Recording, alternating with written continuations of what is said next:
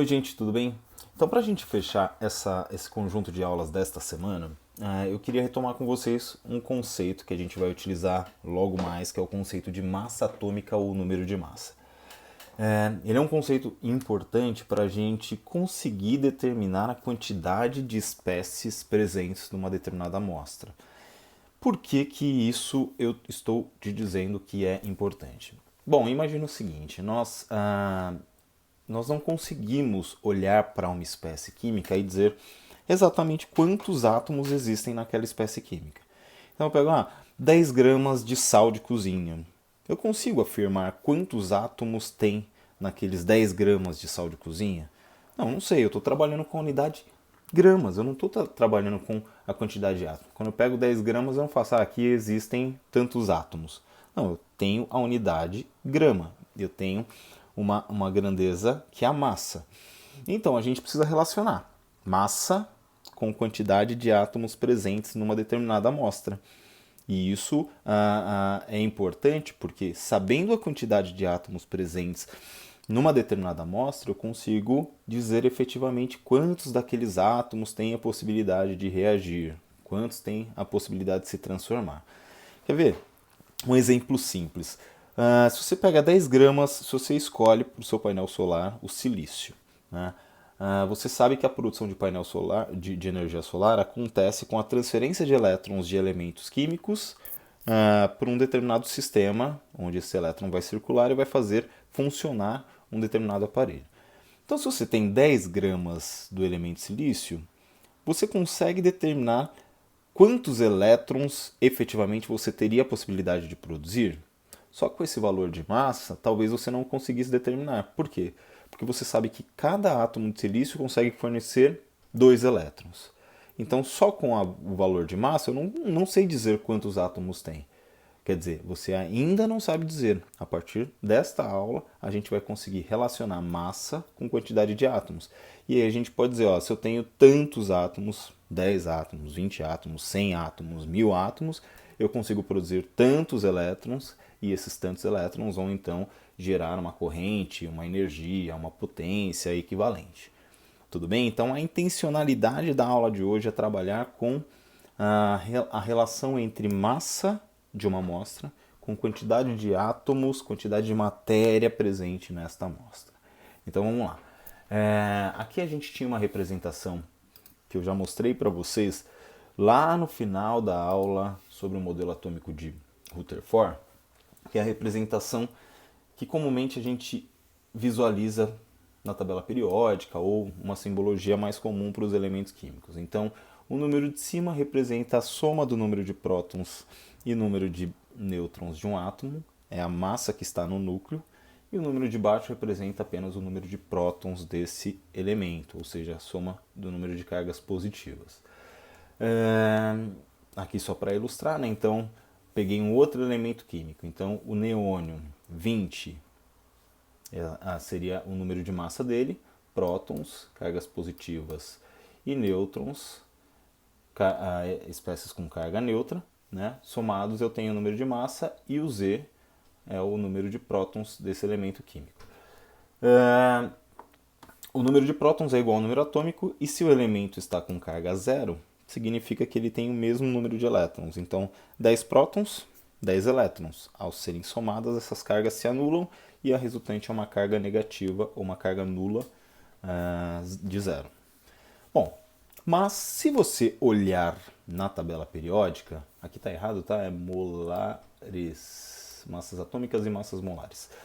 Se você olhar, por exemplo, na tabela periódica, você pode se questionar: poxa, professor, todos os valores de número de massa na tabela periódica estão quebrados, nenhum está inteiro, né? Por que isso acontece? Bom, primeiro existe uma diferença entre número de massa e massa atômica. Número de massa é quantos prótons e quantos nêutrons existe.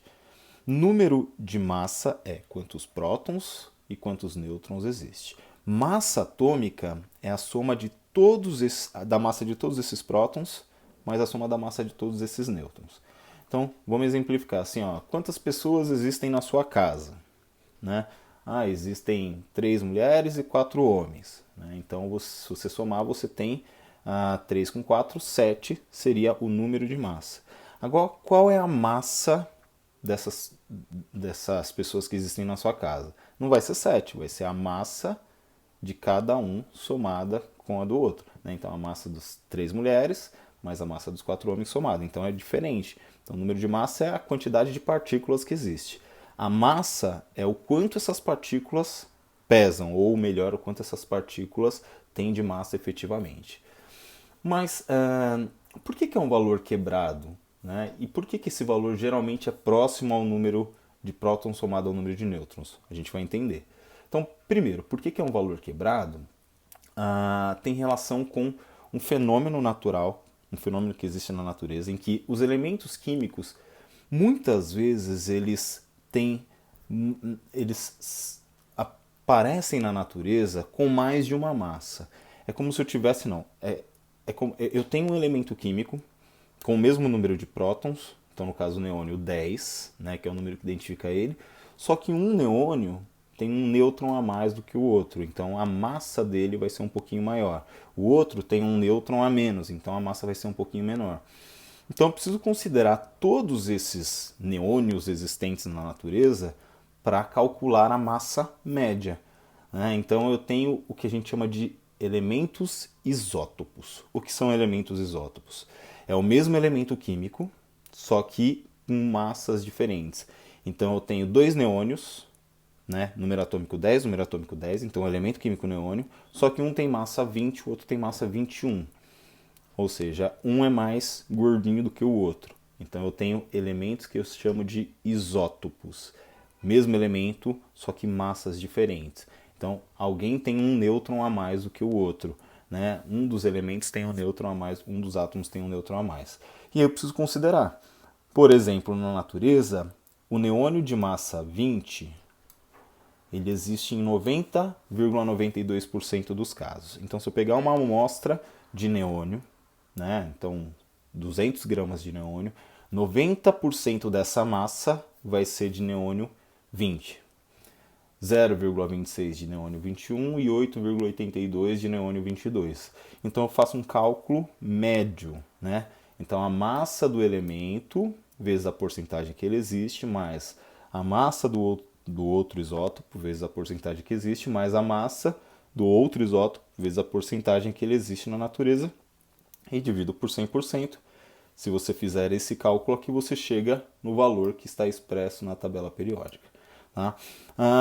Não se preocupe em ficar fazendo esses cálculos. Eu só queria contar para vocês da onde que vem isso. Né? Então, se você pega um elemento com massa quebrada, por quê? Porque geralmente eu tenho mais de um elemento químico, mais de um carbono, mais de um hidrogênio com massas diferentes, e aí eu preciso fazer uma média para chegar na massa, que é esse valor. Mas de fato, o que nos interessa é o valor que aparece lá ticado na tabela periódica. Tá? É esse valor que a gente vai utilizar. E aí a gente começa a perguntar, 20,181. Qual seria a unidade disso daqui? Seria gramas? Seria quilogramas? Seria toneladas? Então, se você pensar, o neônio pesa ou tem massa 20,180. Faria sentido um átomo de neônio ter massa 20,180 gramas? Um átomo ter massa de 20 gramas? Um átomo é uma coisa que a gente nem consegue enxergar. Né? A gente só enxerga quando tem milhões e milhões de átomos. Então, um átomo não pode pesar 20 gramas. Não faz sentido. Então, uma das coisas que a gente pode pensar é que a unidade aqui relacionada a esta unidade, relacionada a este valor, deve ser uma unidade extremamente pequena quando comparado com grama.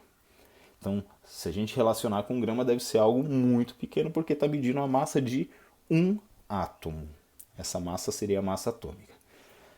Para explicar a origem ou a ideia dessa unidade, eu vou utilizar um exemplo. Né? Quando eu quero fazer medidas, geralmente a gente começa comparando. Então vou utilizar um exemplo aqui. Minha massa é de 60 quilos. Ok? A massa do meu irmão mais velho é de 120 quilos. Beleza? Bom, eu sou muito egocêntrico, então eu vou querer estipular uma nova unidade de medida, né? Então eu vou falar que a partir desse momento a minha massa é o padrão de medida. Então eu vou falar assim, ó, que 60 quilogramas equivale a 1 G, ou melhor, a 1 gildo. E esse vai ser o novo padrão de medida internacional. Beleza? Então, ditador, estou dizendo que agora tudo vai ser medido em gildos. Se meu irmão pesa 120 kg, então agora o novo padrão é o gildo. Então a massa do meu irmão vai ser equivalente à massa de 2 gildos.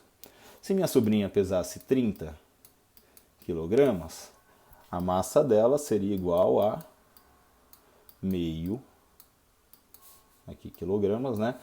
Meio gildo. Perfeito?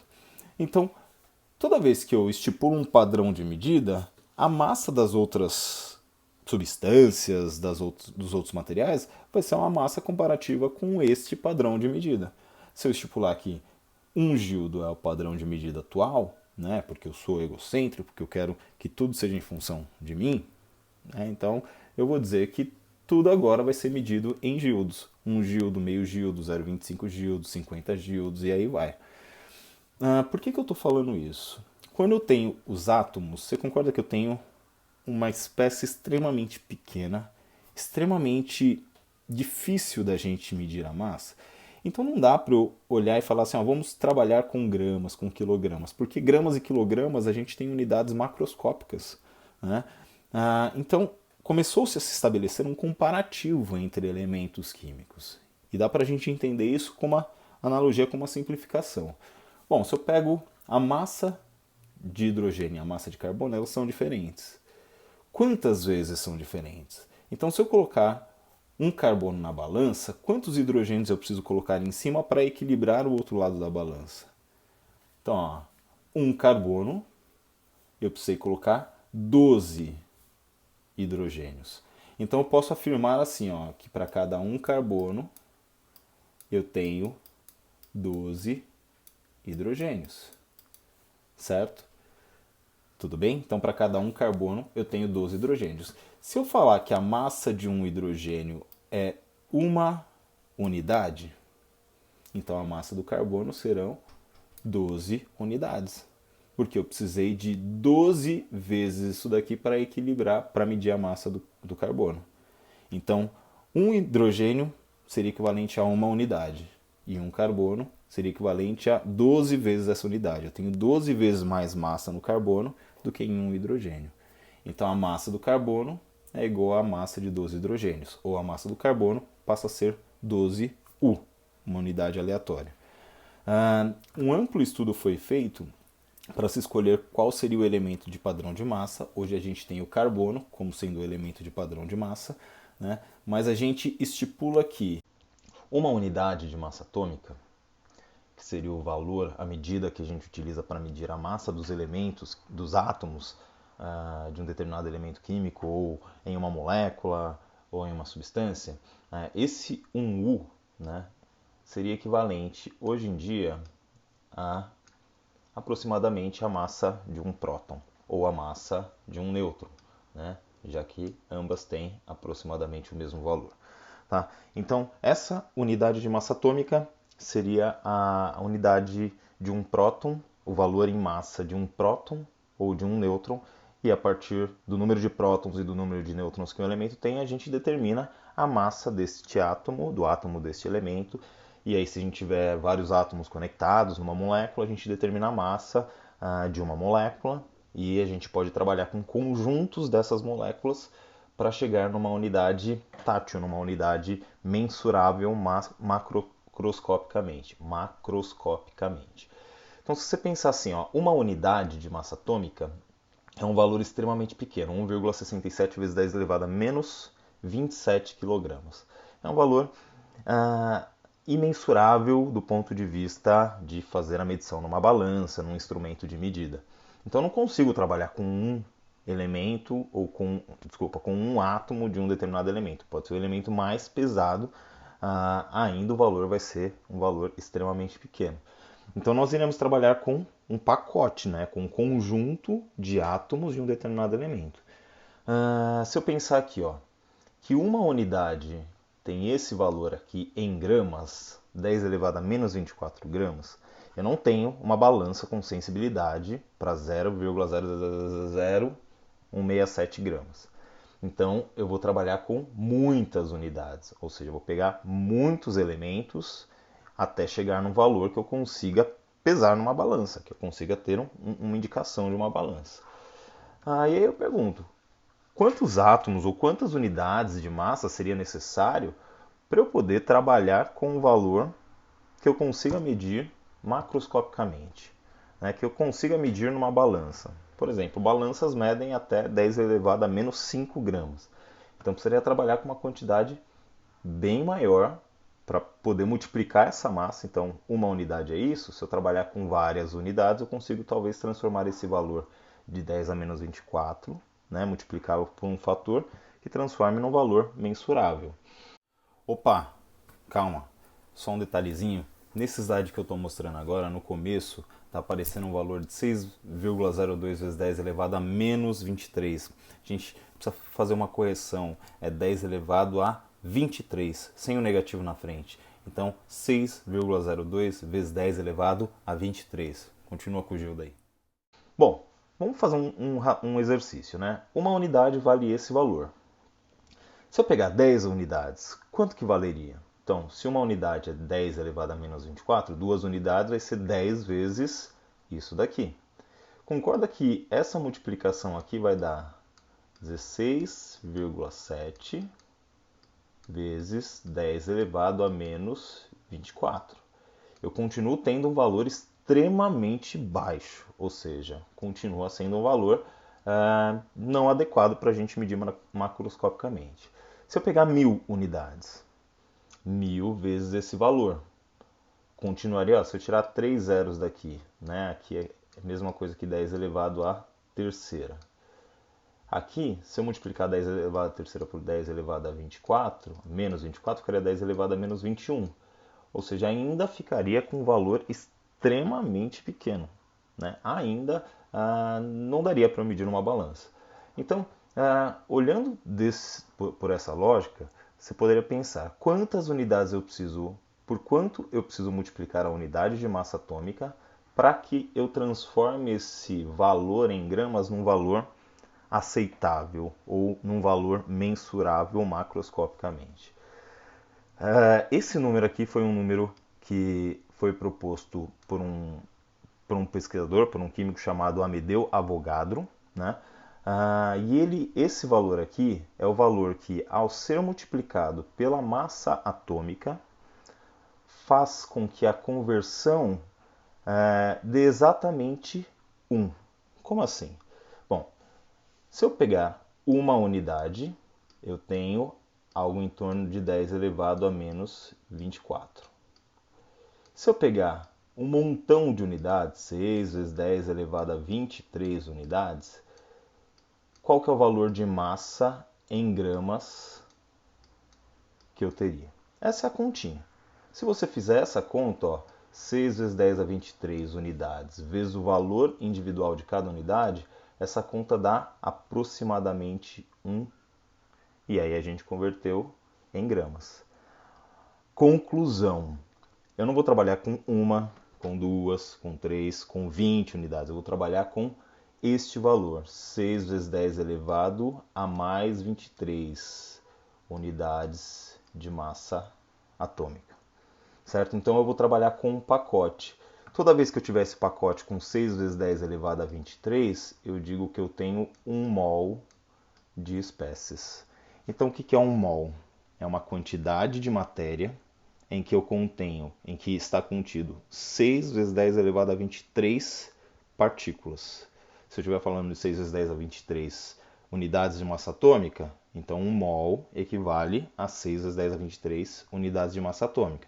Se eu falar 1 mol de gildos, eu tenho 6 vezes 10 elevado a 23 gildos.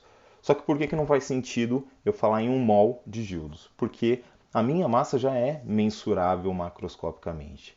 Então eu utilizo o mol só quando eu quero medir ou trabalhar com espécies que têm uma massa infinitamente pequena, como os átomos, como os elétrons, como os prótons, como os fótons, que não têm massa, mas têm energia. Então a gente vai trabalhar com mol relacionado a fótons também. Vamos exercitar um pouquinho para ver se a gente compreende melhor isso. Qual que é a lógica então? Para que a gente usa de modo prático? Um carbono, né, um átomo de carbono, algo muito pequenininho, que eu quase não consigo ver, que eu não consigo ver, que eu quase não consigo medir numa balança, tem 12 U, certo? 12 vezes 10 elevado a menos 24 gramas. Isso eu não consigo medir. Agora, se eu pegar um mol de carbonos, eu tenho 6 vezes 10 elevado a 23 átomos de carbono, ou seja, 6 vezes 10 elevado a 23, vezes 12, que é a massa de um átomo de carbono, vezes 1,67 vezes 10 a menos 24. Se eu pegar um mol de carbono, esses 12 U se transformam automaticamente em 12 gramas. Percebam, um átomo tem um valor muito pequenininho de 12 unidades. Um mol de átomos já tem um valor que é exatamente o mesmo valor numérico 12, só que medido em gramas, porque eu estou pegando um pacote cheio de átomos de carbono, e se eu somar a massa de cada átomo de carbono nesse 1 mol, vai dar exatamente 12 gramas. Então, quando a gente fala da massa molar, a gente está falando da massa desta quantidade de partículas, 6 vezes 10 elevado a 23. Então, a massa atômica é a massa de um átomo. A massa molar é a massa de um conjunto de átomos contendo 6 vezes 10 a 23 átomos. Então essa é a ideia geral da massa molar. De modo prático, né? Por que a gente utiliza? Bom, se eu pegar um ferro, eu sei que um ferro se transforma em um ferro 2+, um íon ferro, e libera 2 elétrons. Um ferro tem uma massa muito pequena que eu não consigo medir, né? Então, isso daqui, se eu trabalhasse com um átomo apenas, ficaria inviável porque eu não conseguiria medir. Agora, se eu pegar 56 gramas de ferro, de onde eu tirei esse valor? Eu olhei na tabela periódica. 56 é o valor que está indicado lá. Toda vez que eu pego o valor de massa que está indicado na tabela periódica, automaticamente eu estou trabalhando com 1 mol de átomos do elemento que eu peguei a massa. Então, 1 mol tem 6 vezes 10 elevado a 23 átomos. Então, se eu pegar 56 gramas de ferro, eu estou pegando 1 mol de átomos de ferro, que são 6 vezes 10 elevado a 23 átomos. Bom, se um ferro libera 2 elétrons, 1 mol, ou 6 vezes 10 elevado a 23 átomos de ferro, vai liberar o dobro de elétrons. 2 vezes 6 vezes 10 elevado a 23 elétrons. Então, agora eu consigo, com uma massa, saber exatamente quantos elétrons esse ferro libera. Eu sabia que um átomo liberava 2 elétrons, mas eu não consigo trabalhar com átomos. Ah, mas se eu trabalhar com a massa molar, eu sei quantos átomos tem. E aí, se eu sei quantos átomos tem, eu consigo saber quantos elétrons isso iria liberar. De novo, uma outra aplicação, uma outra questão prática. Bom, tem aqui duas moléculas, água e a glicose. Qual é a massa de uma molécula de água? Fui lá na tabela periódica, olhei que a massa do hidrogênio vale 1. Olhei que a massa do oxigênio vale 15,99. Vou aproximar para 16. Então a massa de uma molécula de água é 1, que é a massa do hidrogênio, vezes 2 hidrogênios presentes nessa molécula. A massa do oxigênio é 16 e eu só tenho um oxigênio nessa molécula. Então, somando, eu tenho 12 unidades de massa atômica, que seria a mesma coisa que 12 vezes 1,67 vezes 10 elevado a menos 24 gramas. Um valor muito pequeno. Ah, mas se eu pegar 1 mol de moléculas de água, eu conservo o valor e tenho isso em gramas. Para a glicose é a mesma coisa. 6 glicoses, uma glicose tem 6 carbonos e cada carbono vale 12. Da onde eu tirei essa massa aqui? Da tabela periódica. 12 hidrogênios, cada hidrogênio vale 1. Tirei esse valor de massa aqui da tabela periódica. 6 oxigênios, cada oxigênio vale 16. Somando tudo isso, eu tenho 180U. Ou seja, uma molécula de glicose tem 180 unidades de massa atômica. E se eu pegar um pacote de moléculas de glicose, aí eu vou ter 180 gramas para cada pacote contendo 6 vezes 10 elevado a 23 moléculas de glicose. Então, o mol, entendo o mol como sendo um pacote que contém 6 vezes 10 elevado a 23. Então, eu coloquei 1, 2, 3, 4, 5, 6, até chegar em 6 vezes 10 elevado a 23. Quando eu tenho esse pacote com 6 vezes 10 elevado a 23, eu coloco na balança, o valor que vai me indicar é o mesmo valor numérico, só que medido em gramas, o mesmo valor que eu observo na tabela periódica, só que medido em gramas. Quando eu tenho mais de um elemento formando uma molécula, como é o caso aqui, eu somo a massa de todos esses elementos em relação à quantidade que cada um deles tem. Então eu posso dizer que 180 gramas de glicose tem 1 mol de glicose, ou seja, tem 6 vezes 10 elevado a 23 moléculas. Para a água, a mesma coisa. Resumindo o esquema todo, a massa atômica é a massa de um átomo. A massa molecular é a massa de uma molécula. Esses dois casos a gente utiliza a unidade de massa atômica, o U, para medir, que é um valor muito pequenininho. Se eu quero trabalhar com quantidades macroscópicas, eu trabalho com a massa molar. O valor da massa molar vai ser o mesmo valor numérico da massa molecular ou da massa molar de um átomo, ou da massa atômica de um átomo, só que medido em gramas. Ok? Então, medida em gramas eu consigo trabalhar. Tarefinha para vocês, né? Não é na verdade uma tarefa, para vocês vasculharem e brincarem um pouquinho. Tem esse site aqui chamado P-Table, né?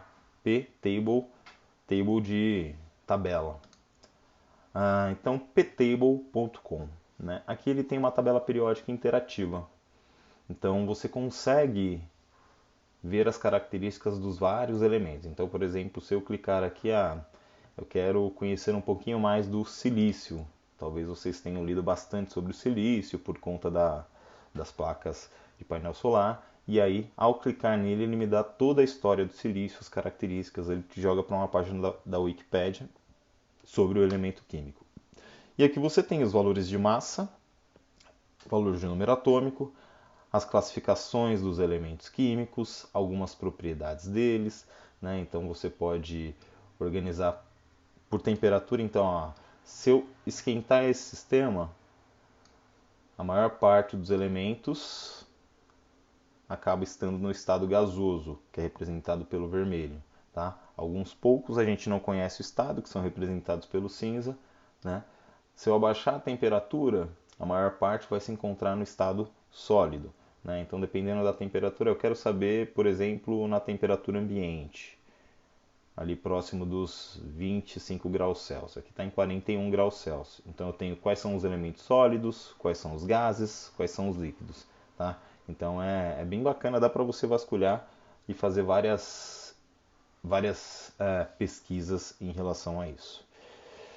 Bom, com isso a gente fecha esse conjunto de aulas.